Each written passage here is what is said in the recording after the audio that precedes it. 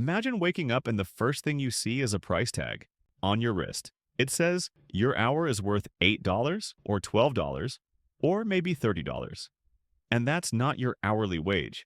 That's the price of 1 hour of your life, the price you're trading it for every single day. Now stop for a second. Is that number fair? Most people never calculate this. They know how much they make per month, but they have no clue what each hour is actually worth. They never think about how to increase that number. Let's do the math together. You have 168 hours in a week. Subtract sleep, about 56. Subtract eating, commuting, scrolling. Let's say you've got around 80 active hours left. Now, if you make $3,000 a month, that's $750 a week. Divided by 80 hours, you're making $9.37 per hour. That's not just your income, that's your value. Because you accepted it. People are trading their life for $9 an hour and then spending that money on things that have zero value in return. Here's the paradox. You give away hours of your life to make that $9 and then spend it on a coffee you finish in 6 minutes. Time and money aren't separate. They're the same currency in different forms. So how do you change that number? Step 1. Awareness. Until you see your price, you can't control it. Right now, write it down. How many hours do you actually work per week and how much do you make? Divide the two. That's the real value of your time. Awareness is already half the battle. Once you know your number, you start living differently. Most people run on autopilot, work, paycheck, repeat. But when you stop and calculate, you're no longer just an employee. You're the analyst of your own life. Step 2. Your time equals your competence. If you do something anyone can do, your time is cheap.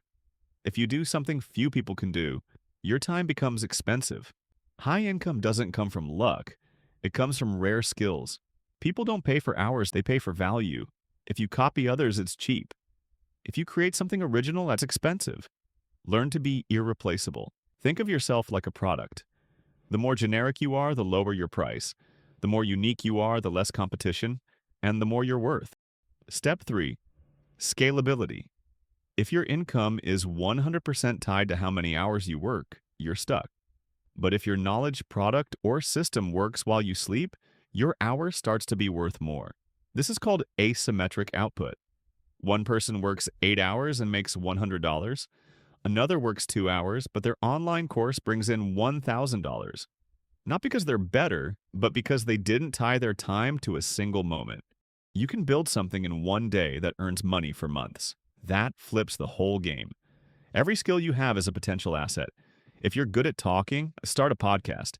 If you explain things well, record a tutorial. If you edit videos and sell templates. Scaling is not magic, it's a choice. And here's the truth. You don't have to make $100 per hour tomorrow, but you do have to understand, every hour is an asset. You either invest it or waste it. When you spend 2 hours scrolling TikTok, that's not free. You just sold 2 hours of your life. Or worse, gave it away to an algorithm that sold your attention to advertisers. You think you're relaxing, but someone else is profiting from your time. You're not a viewer, you're the product. If you don't know your value, like someone already priced you for you. Your hour is the most valuable thing you have. You can't save it. You can't rewind it. You either use it or lose it. Start treating your time like currency because it doesn't come back, and no one's giving you a raise for being loyal. Real growth starts with one question.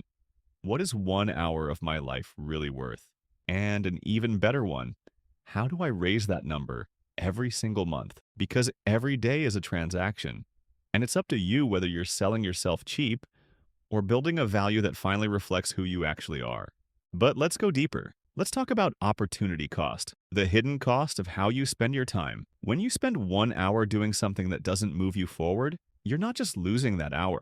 You're losing what could have happened in that hour instead. Let's say your time is worth $15 per hour right now. But instead of building a skill, recording a video, or working on a side hustle, you binge Netflix for 3 hours. That's not a $0 evening. That's minus $45 and minus the momentum you could have built. Multiply that by 30 days. That's $1,350 gone. Quietly, invisibly.